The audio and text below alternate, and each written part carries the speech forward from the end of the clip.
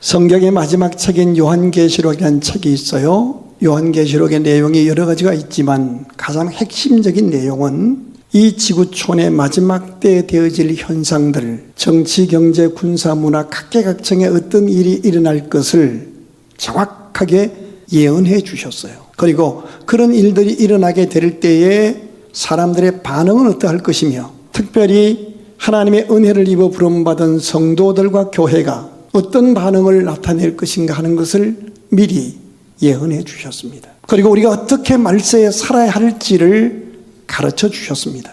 그런데 요한계시록을 자세히 읽어가다 보면 하나님의 은혜로 부름받은 성도들이 세 종류로 마지막 때에 구별되는 것을 가슴 아프게 기록해 주고 있다는 사실을 알게 됩니다. 첫째는 아무리 힘들고 어려워도 자신 하나님이 주신 그 도시를 땅끝으로 알아 그 지역에서 예배하며 하나님이 주신 사명을 감당해서 남은 자 되고 맡겨주신 사명을 전심으로 감당해서 하나님 앞에 면류관을 받는 남은 자요 이긴 자 된 사람들이 있음을 증언합니다. 두 번째로 하나님 앞에 부름받아 한때 잘 섬기고 열심히 섬기다가 어느 날 자신의 철학과 자신의 생각과 다르다는 것을 핑계로 잠시 침체되고 냉담자가 되어 낙심했다가 포기하지 않으시는 하나님의 사랑으로 다시 돌아와서 예전처럼 귀하게 쓰임받은 당자였다가 돌아온 사람이 있었음을 기록합니다. 그런가 하면 배교자가 된 안타까운 사람이 많이 있음을 기록하고 있다는 사실입니다.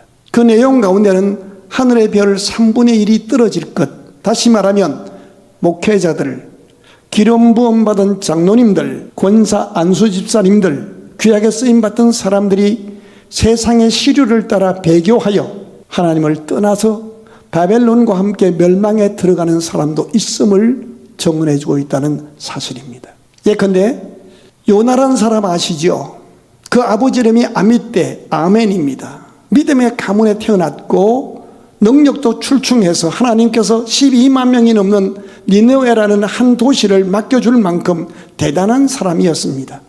그런데 그가 어느 날 하나님의 선교 정책이 마음에 안 든다고 소위 시험에 들어서 냉담자가 되어서 하나님이 원하지 않는 정반대의 길을 갑니다. 그러다가 물고기 뱃속에 들어가서 혹독한 매를 맞고 버림받는 듯 했으나 그가 이렇게 고백합니다. 내가 주의 목전에서 쫓겨났을지라도 다시 주의 정전을 바라보나이다.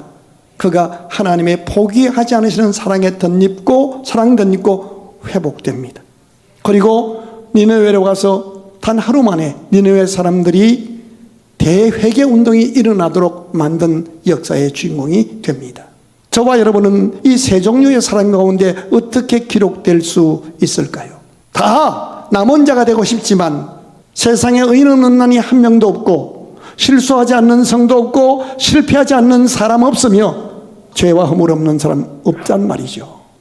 넘어졌다가 타락했다가 다시 돌아온 사람 명단 가운데에 다윗이라는 사람이 있다는 사실을 우리를 놀라게 합니다. 다윗이 누굽니까? 하나님 마음에 합한 사람이라고 3번이나 친히 인정함을 받았던, 우리가 가지고 있는 성경 시편 150편 가운데 100편 이상을 하나님을 향한 사랑의 고백으로, 회개의 고백으로, 예배당에 올라가면서 감사의 고백으로 시를 지어서 바쳤던 예배의 사람이었고 믿음의 사람이었고, 그를 통하여 훗날 예수 그리스도가 이 땅에 오시는 거룩한 가문의 사람이 되었던 사람입니다. 그런데 그가 타락했던 사실이 있다는 과거가 성경에 소개됩니다. 우리는 다윗의 타락 그러면 한때 자기의 충성스러운 부하의 아내였던 밧세바하고 간통 사건을 저질렀던 음란 사건만을 생각하며 순간적인 실수로 범죄한 것으로 생각합니다만, 오늘 사무엘상 27장부터 30장까지 무려 4장에 걸쳐서 다윗의 실수와 범죄가 단순한 실수가 아니라 고의적인 범죄였음을, 하나님과 상관없는 도시 블레셋이라는 이방 땅으로 가서 1년 4개월을 살고 있는 그의 모습을 자세하게 숨김없이 기록하고 있다는 것을 볼 수 있습니다. 오늘 27장이지만 26장부터 30장까지를 읽어가다 보면 다윗이 얼마나 무시무시한 죄를 범하게 되었는지, 그리고 그렇게 죄를 범한 다윗이지만 그러나 그럼에도 불구하고 하나님이 포기하지 않으시고 그를 어떻게 회복시키시고 예전보다 더 영광스럽게 하셨는지를 알 수가 있게 됩니다.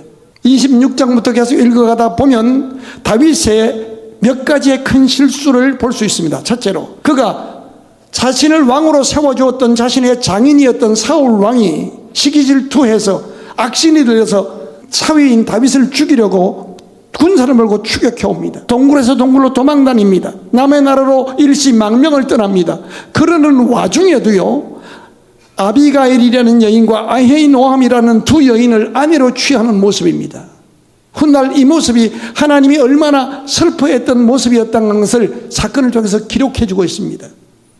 도망 다니면서도 조금만 안정이 되면, 지금 다윗이 부인이 있었어요. 그런데 여자를 둘이나 또 얻는 거예요. 그 한 여자는 또 아내였던 사람이야. 이게 우리가 알고 있는 다윗의 실상이에요. 우리도 여기서 있는 저도 여러분도 인생의 위기가 있다가 조금만 안정이 되면요, 조금만 느슨해지면 딴 생각하는 것이 인간입니다.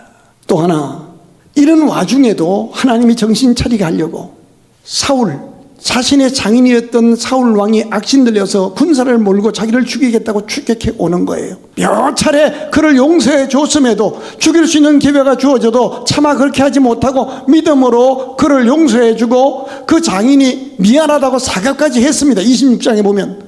그런데도 다윗 마음속에 불현듯 드는 생각이 있는 거예요. 자, 27장 본문 1절 읽어봐요. 그가 어떤 생각을 하는지. 시작. 다윗이 그의 마음에 생각하기를 내가 후일에는 사울의 손에 붙잡히리니 블레셋 사람의 땅으로 피하여 들어가는 것이 좋으리라. 무슨 뜻이에요? 언젠가, 지금은 장인이 나하고 화해했지만 언젠가 또 돌아서서 나를 죽일 것 같으니 나는 지금쯤 아예 예배당이 있는 땅도 버리고 사명도 버리고 이방인의 땅, 하나님을 인정하지 않는 땅이지만 블레셋 땅으로 망명하는 게 좋겠다라고 생각하는 거예요. 우리가 직분하고 상관없습니다. 목사님도 장로님도 집사님도 어떤 어려운 일을 만나면 순간적으로 나도 모르게 믿음 내려놓고 사명 내려놓고 세속적인 방법으로 피하려고 하는 그런 생각이 들 수 있고, 그렇게 실행하는 모습이 다윗의 모습입니다. 7절 보실까요? 다윗이 블레셋 사람의 지방에 산 날수는 몇 년이라? 1년 4개월이에요. 잠깐 피하러 갔던 거예요. 하나님이 정확히 보신 거예요. 1년 4개월을 믿음의 사람이요 언약의 백성인 다윗이 예배 안 나오고 세상에 나가서 그렇게 파묻혀 사는 거예요. 하나님의 사람이요 장차 이스라엘의 왕이 될 사람이 지금 적군의 사람이 되어서 적장의 신임을 받고 있는 거예요. 자, 이제 12절 한번 읽어봐요. 무슨 얘기를 하는가? 시작. 아기스가 다윗을 믿고 말하기를 다윗이 자기 백성 이스라엘에게 심히 미움을 받게 되었으니 그는 영원히 내 부하가 되리라고 생각하니라. 무슨 뜻이? 아기스는 블레셋 지방의 가드 지역의 왕이에요. 그 왕에게로 피해 가면서 얼마나 자기 민족을, 자기가 그게 도망 나오고 망명 나온 거를 합리화하기 위해서 자기 동족들, 자기 민족을 얼마나 왜곡해서 과장해서 악평을 했길래 적군의 왕이 다윗이 자기 백성 이스라엘에게 심히 미움을 받게 되었으니, 아기스가 다윗을 믿고 말하기를 다윗이 자기 백성 이스라엘에게 심히 미움을 받게 되었으니 그는 영원히 내 부하가 되리라. 그래서 아주 자기가 옮겨간 것을 정당화해서 그쪽 왕이, 이방 왕이 아주 그냥 다 믿어줄 정도로 그렇게 한 거예요. 자, 그러면 이제 그 다음에 무슨 일이 일어나요? 배신자에게 바로 날벼락이 치고 막 땅이 확 꺼지고 그러면 되겠는데, 그렇지 않아요. 배신을 때리고 냉담자가 되어도 잠시의 평안이 주어져요. 2절부터 한번 읽어봐요. 시작. 다윗이 일어나 함께 있는 사람 600명과 더불어 가드 왕 마옥의 아들 아기스로 건너가니라. 자, 가는데 혼자 안 가요. 자기만 설면시 가면 될 텐데, 가면서 부하들에게 나는 믿음을 버리고 가지만은 너희들은 믿음을 지켜다오, 민족을 지켜다오, 교회를 지켜다오 하면 되는데, 그런 사람을 난 본 적이 없어요. 자기가 전도한 사람, 자기 가족, 자기를 따른 사람을 다 선동해서 몰고 가는 거예요. 몇 명을 데리고 왔어요? 600명을 데리고. 그러니까 적장은 공짜로 600명이니까 받아준 거예요. 3절 읽어봐요. 시작. 다윗과 그의 사람들이 저마다 가족을 거느리고 가드에서 아기스와 동거하였는데 다윗이 그의 두 아내 이스라엘 여자 아히노암과 나발 아내였던 갈멜 여자 아비갈과 함께 하였더니, 계속합니다. 다윗이 가드에 도망한 것을 어떤 사람이 사울에게 전하며 사울이 다시는 그를 수색하지 아니하라. 저를 주목하세요. 이렇게 600명을 데리고 남의 나라로 갔다는 망명 소식을 사울이 접했어요. 그리고는 아주 인간이 아니구나, 그 인간은 민족을 완전히 배신했구나, 추격할 가치도 없는 말종이구나 생각하고 수석을 딱 그쳐요. 그러니까 욕을 먹든 말든 다윗은 그때부터 추격을 안 해오니까 잠시 뭐가 있어요? 평안한 거예요. 믿음의 자리를 떠나도 신의를 저버려도요 잠시 편안할 수 있어요. 뿐만 아니에요. 5절부터 읽어봐요. 시작. 다윗이 아기스에게 이르되 바라건대 내가 당신께 은혜를 입었다면 지방 성읍 가운데 한 곳을 내게 주어 내가 살게 하소서. 당신의 종이 어찌 당신과 함께 왕조해. 여기 중요한 단어가 뭐예요? 당신의 종이. 여러분, 다윗이 하나님의 종입니까? 이방 왕의 종입니까? 하나님의 종이에요. 그러면서 아주 겸손을 떨어요. 내가 감히 당신과 함께 왕도에 있겠습니까? 그렇게 아부를 뜨니까 그 다음 절 읽어봐요. 아기스가 그날에 시글락이라는 도성 하나를 줘요. 그래서 그에게 주었으므로 시글락이 오늘날까지 유다에게 속하니라. 시글락을 찾아보면요 진짜 변방이에요. 변방이든 말든 지금 자기를 죽이려고 추격해오던 장인의 추격이 끝났고 또 600명 데리고 가서 시글락이라는 도시에서 거기서 먹고 살만했으니까 등 따시고 배불르게 됐어요. 그 다음 절을 보세요. 8절부터 보세요. 8절. 남을 공격하기 시작하는 거예요. 자기가 있어야 할 자리에 없으니까 은혜가 떨어지니까 공격자가 되는데요. 9절 읽어봐요. 이렇게 사람을 죽이고 막 강도처럼 탈취해오는 게 누구한테 잘 보려고 하는 거예요? 아기스 왕에게, 세상 사람에게 잘 보려고. 자기의 합리와 자기 인정받기 위해서 피를 흘리고 이런 어마무시한 일을 하는 거예요. 이방 왕에게 잘 보이려고. 예수 믿는 사람이 안 믿는 사람에게 잘 보이려고 자기 교회 담임 목사에게 거짓말 척하고 자기가 출석하는 교회와 교인들을 욕하고 비난하고 공격하는 모습과 똑같아요. 뿐만 아닙니다. 11절 한번 읽어보세요. 다윗이 그 남녀를 살려서 가드로 데려가지 아니한 것은 그의 생각에 그들이 우리에게 대하여 이르기를 다윗이 행한 일이 이러하니라. 자기가 행한 일을 왕한테 보고해서 자기 진면목이 드러날까 봐 그들을 싹 죽여버린 거예요. 후환이 두려워서. 이 모습이 바로 우리가 알고 있는 믿음의 사람 다윗의 실상이에요. 무려 1년 4개월 동안 예배도 섬김도 중단한 하나님 없는 삶이요, 인생의 위기 앞에서 단 한마디도 기도하는 모습이 없는, 기도가 사라진 모습이에요.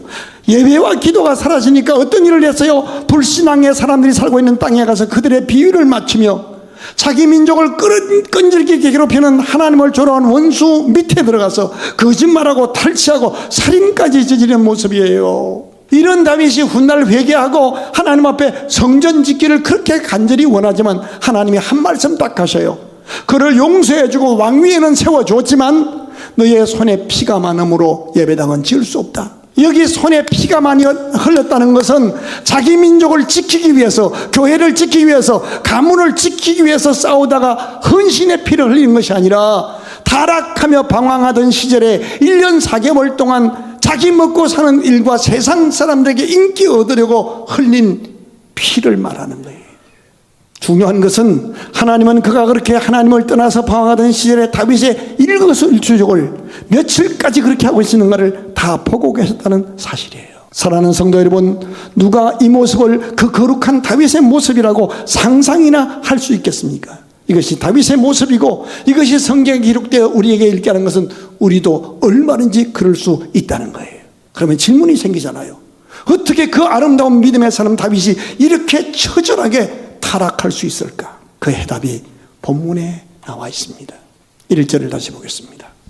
시작. 다윗이 그 마음에 생각하기를 내가 후일에는 사울의 손에 붙잡히리니. 무슨 뜻이에요? 가장 가까운 사람을 통한 공격, 풀리지 않는, 자기 힘으로 어떻게 해볼 수 없는 인간관계를 통한 고통 때문에 낙심하게 되었던 거예요. 두려움에 빠지게 되었던 거예요. 어느 순간 순식간에 그 낙심과 좌절과 두려움이 믿음을 내려놓고 인간적인 생각으로 빠지게 만든 요소가 된 거예요. 여러분 혹시 부모님과의 관계, 부부와의 관계, 가장 가장 가까운 그 사람과의 관계가 깨져서 그것 때문에 여러분 마음에 불편이 있고 다윗처럼 모든 건 다 내려놓고 망명해 가고 싶은 그런 마음이 있으신 분이 계신가요? 아닙니다. 그럴수록 하나님께로 나오십시오. 그를 있는 모습 그대로 사랑하고 축복할 수 있는 사랑의 은사를 내 마음에 부어달라고. 저가 나를 미워해도 나는 저를 사랑하고 축복할 수 있는 더 큰 믿음을 달라고 기도하여 하나님의 응답하심을 체험하는 우리가 될 수 있기를 주의 이름으로 축원합니다. 인간관계 때문에 믿음을 저버리게 된 거예요.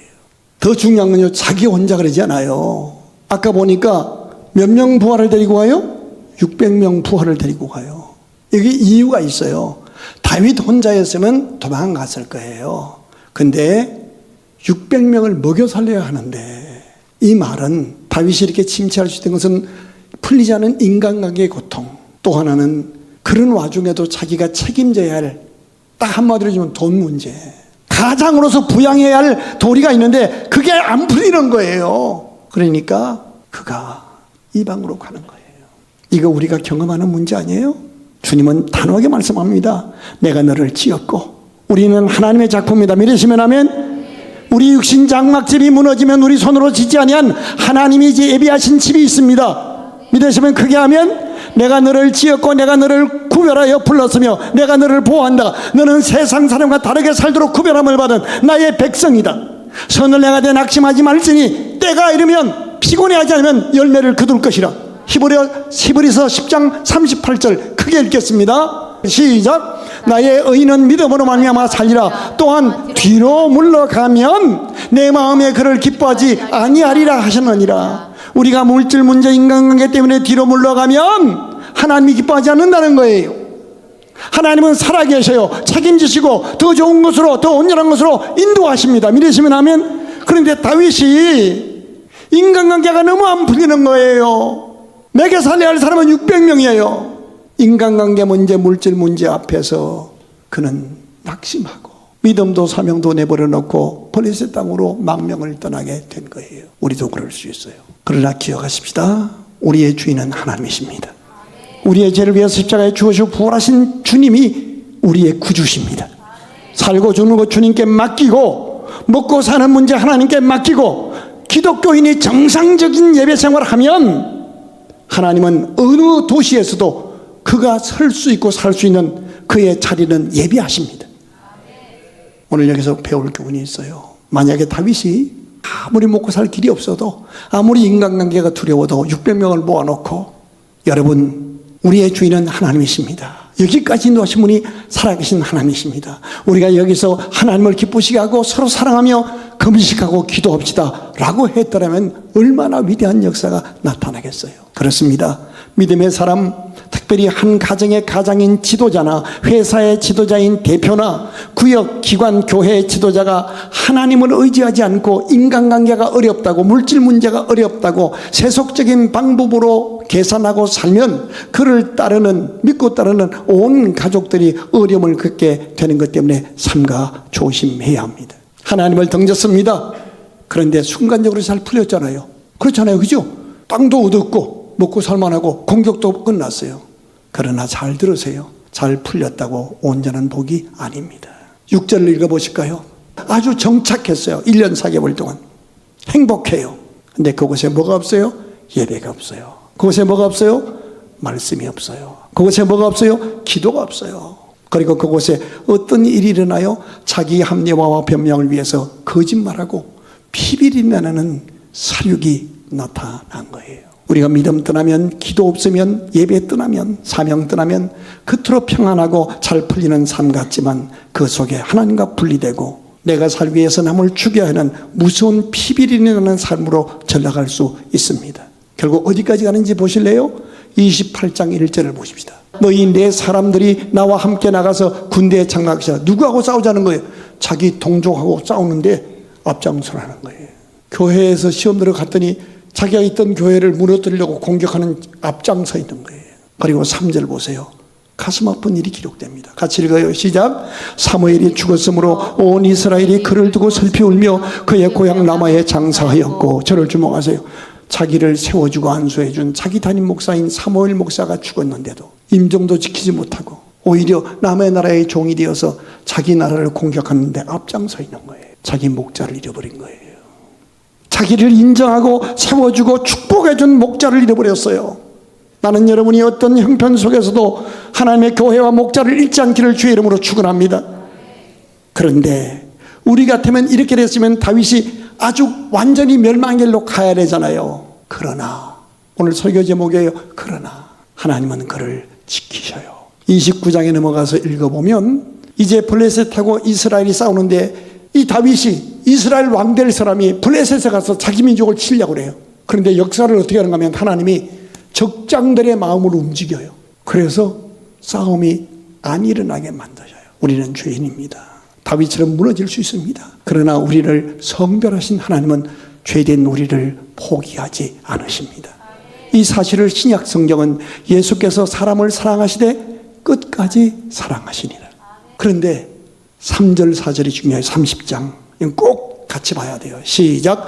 다윗과 그의 사람들이 성읍에 이르러 본 적 성읍이 불탔고 자기들의 아내와 자녀들이 서로 사로잡혔는데, 저를 주목하세요. 싸우진 않았어요. 근데 이제 전쟁을 안 했는데 자기 동족을 치는 일은 안 했어요. 하나님이 원수의 마음을 감동해서라도 전쟁을 안 하는데 나중에 와서 보니까 자기 아내와 자기 가족들이 다 사로잡혀간 거예요. 무슨 뜻이에요 이게? 따라합시다. 그런데 우리가 잘못 살았어도 하나님은 우리를 포기하지 않아요. 적장의 마음을 감동해서라도 우리를 구원하셔요. 그런데 다윗이 그렇게 쫓겨다니면서도 엉뚱한 짓하고 두 아내를 다시 얻어서 흥청거렸던 그 일은 하나님이 기뻐하지 않으셨기에 죄에 대한 징계는 하셔요. 죄인은 용납하시지만 저지른 죄에 대한 죄는 처리하셔요. 비전 없이 누리기만 했던 삶이에요.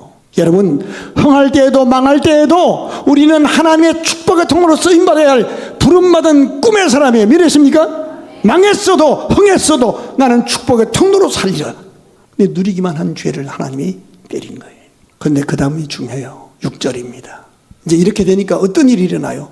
백성들이 자녀들 때문에 마음이 슬퍼서 다윗을 돌로 치자니 600명 데리고 다른 나라로 피신했고 이방한테 이렇게 했던 것이 결국 자기 자식들의 죽음으로 나타나니까 백성들이 이제 돌아선 거예요. 그리고 자기를 꼬드겨갔던 다윗을 돌로 때려 죽이려고 하는 거예요. 이제 갈 곳도 없어. 그죠? 자기 조국 배신했고 이방 땅에 갔는데 이제 거기서도 이제는 이렇게 되니까 갈 곳이 없어요. 크게 다급해졌어요. 그런데 거기에 한 단어가 빠져있어. 그럼에도 불구하고 다윗이 하나님 여호와를 힘입고 용기를 얻었더라. 아무도 나를 도와줄 수 없는 크게 다급한 순간이 되어도 그럼에도 불구하고 하나님은 우리를 한 손으로 때리시면서도 절대로 놓지 않으십니다. 은혜를 입혀주셔서 용기를 얻어 일어나게 하십니다. 드디어 다윗이 회복합니다. 7절 보십시다. 시작. 다윗이 아히멜렉의 아들 제사장 아비아달에게 이르되 원하건대 에봇을 내게로 가져오십시오. 아비아달이 에봇을 다윗에게로 가져가매 다윗이 여호와께 붙잡아 드디어 기도가 시작됩니다. 자기 담임 목사인 사무엘은 죽었습니다. 새로운 젊은 목사가 왔는데 그에게 에봇을 가져오라는 거예요. 목회자와의 관계를 회복하고, 에봇은 예배드리는 옷이잖아요. 예배를 회복하고 하나님께 하나님의 뜻을 묻는 기도가 시작됩니다. 담임 목사의 신방을 청하고 예배를 회복하고, 그랬더니 결과가 어떻게 일어나요? 18절과 19절 두 절 같이 보시겠어요? 18절 시작. 다윗이 아말렉 사람들이 빼앗아갔던 모든 것을 도로 찾고 그의 두 아내를 구원하였고, 19절 읽어봐요. 그들이 약탈하여 갔던 것 곧 무리의 자녀들이나 빼앗겼던 것은 크고 작은 것을 막론하고 아무것도 잃은 것이 없이 모두 다윗이 도로 찾아왔고, 예배를 기도를 회복하고 주의 종관계를 회복하니까 아무것도 손해보지 않게 하셨어요. 하나님은 믿지지 않게 하시는 하나님이셔요. 손해본 것 같아요? 실패한 것 같아요? 빼앗긴 것 같아요? 아니에요. 다 얻은 것 같아요. 근데 예배 포기하고 기도 포기하고 말씀의 종과의 관계가 흐트러지면 다 이런 거예요. 왜 다윗의 이 무서운 실패를 이렇게 자세하게 기록해서 우리에게 읽게 하시는 걸까요?